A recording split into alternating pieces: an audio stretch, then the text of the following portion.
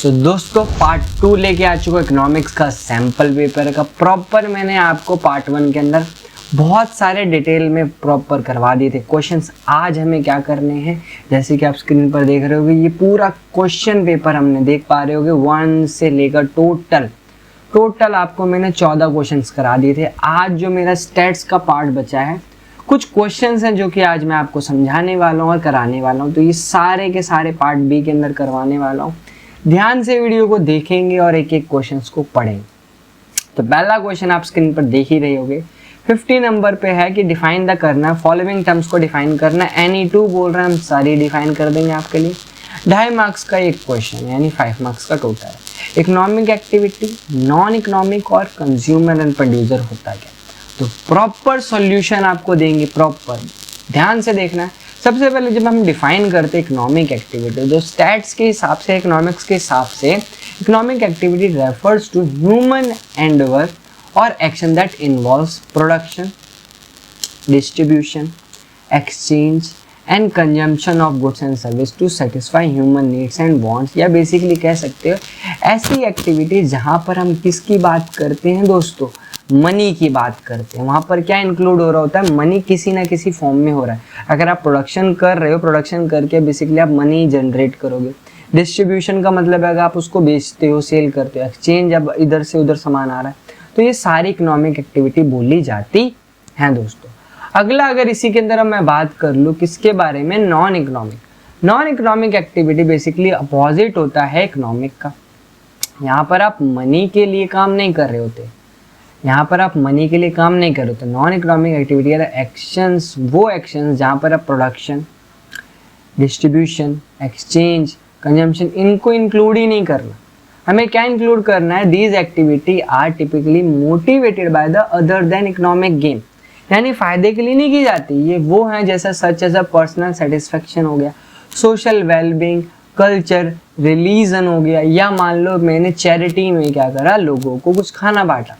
तो these type of activities known as non economic. यहाँ पर आप क्या करते हो, मनी के लिए नहीं, अपनी सेल्फ सेटिस्फेक्शन के लिए क्या करते हो दोस्तों, काम कर रहे होते हो। ठीक है, फर्स्ट टाइम चैनल पे आए हो तो आपके लिए प्रॉपर एक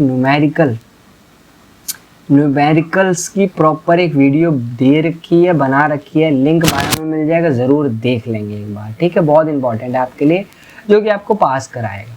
अगला आता है कंज्यूमर किसे बोला जाता है। तो बहुत ही सिंपल टर्म्स में हम कंज्यूमर, दैट पर्सन जो कि क्या करता हो बेटा, बेसिकली सबसे पहले वो परचेज करे गुड्स को। ये तो लिखना ही लिखना है, प्लस में हमें क्या लिखना है, वो क्या करे, उस गुड्स को कंज्यूम करे, यानी उसका कंजम्पशन भी करे, तभी हम क्या कहेंगे, उसको कंज्यूमर बोलेंगे।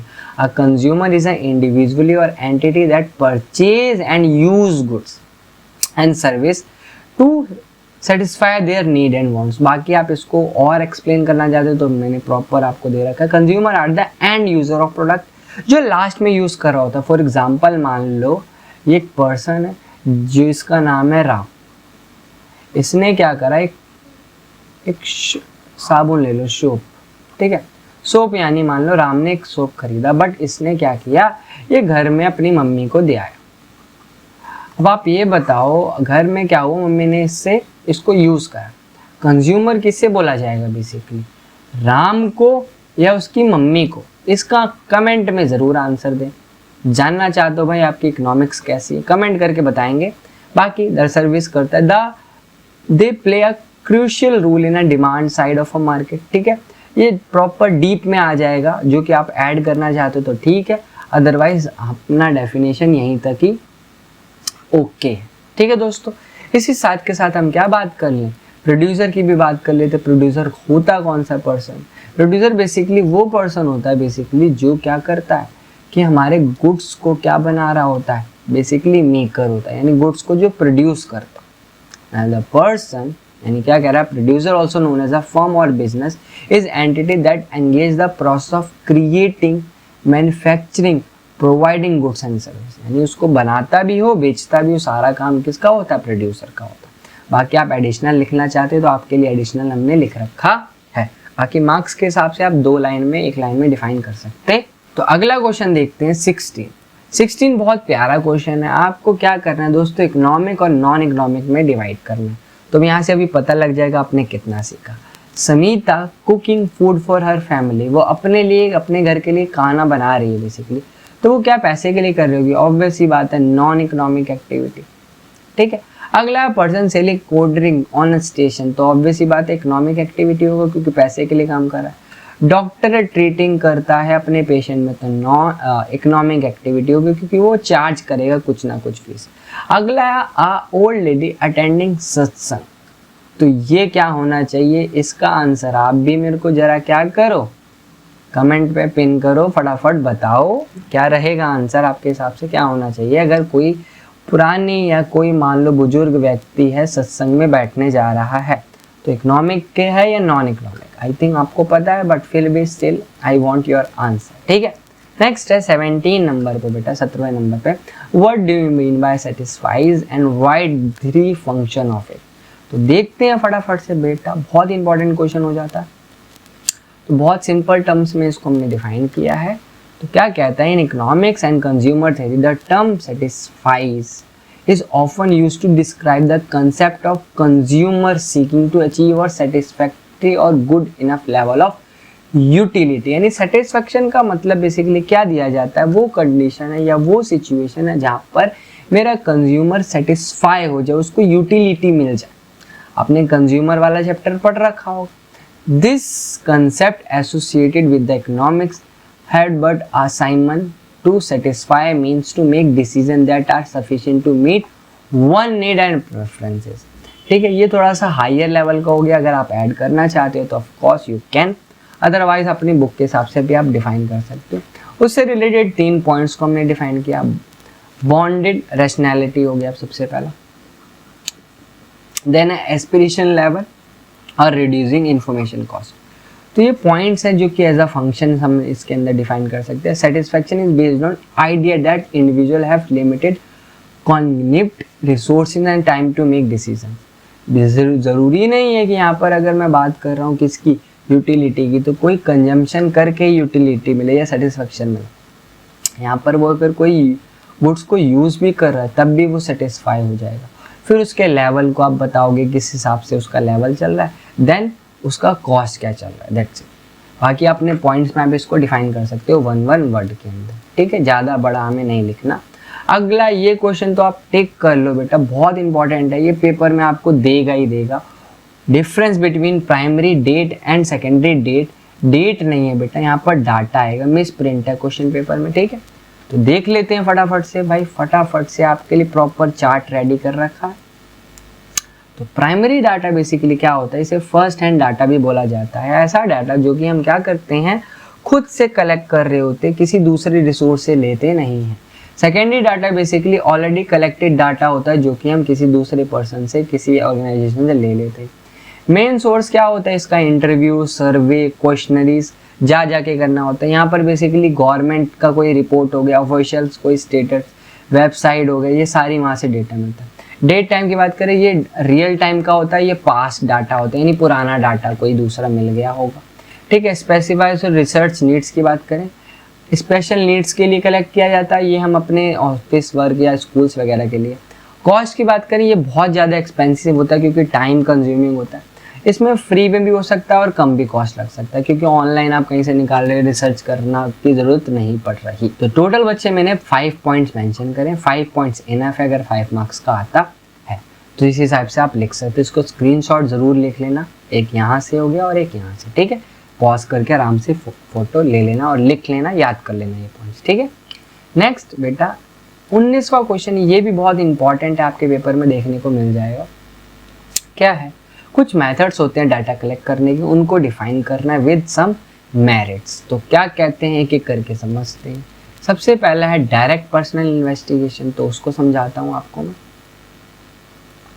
तो डायरेक्ट पर्सनल इन्वेस्टिगेशन का मतलब क्या होता है, in the investigator obtain the first hand information from respondent themself, he personally visit the respondent to collect data. यानी इसके अंदर क्या होता है, जो कलेक्टर होगा डाटा का, इन्वेस्टिगेटर होगा, डायरेक्ट जाएगा अपने उस पर्सन के पास और सारी इंफॉर्मेशन उससे ले आए। फ़ायदा क्या है, रिलायबल है, फ्लेक्सिबल होगा और एडिशनल इन्फॉर्मेशन भी हम उससे कलेक्ट कर सकते हैं, ज़रूरी नहीं है, क्योंकि अगर मैं रिसोर्स लेता हूँ तो उसमें कलेक्टेड जो भी इन्फॉर्मेशन हो वो वही मिलेंगी, बट यहाँ पर मैं उससे एक्स्ट्रा कुछ इन्फॉर्मेशंस ले सकता हूँ।